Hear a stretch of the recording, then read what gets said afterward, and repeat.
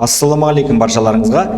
Маған мынандай сұрақ келіп түсті. Word'да документімізді дайын тұрған PDF-ке қалай айналдырамыз?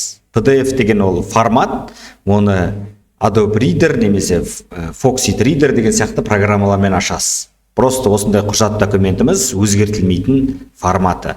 Барлығымыз PDF-ті білеміз деп ойлаймыз. Енді оны программалар арқылы біз жасайтындығымыз, немесе интернет онлайн платформалар арқылы жасайтындығымыз.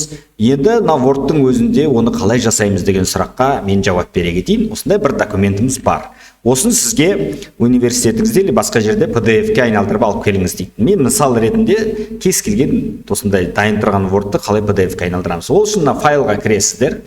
Мәзіріне сол жерде сохранить как дегенді басасыз.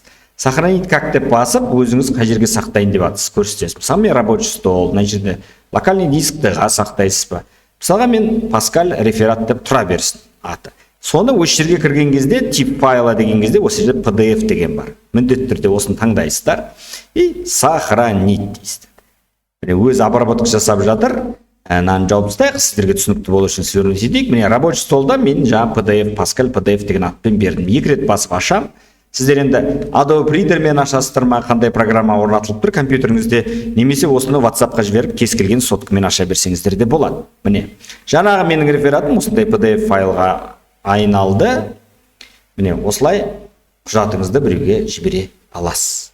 Енді бір сұрақ бар, осы PDF-ті қайтадан қалай Word-қа айналдырамыз дегенде.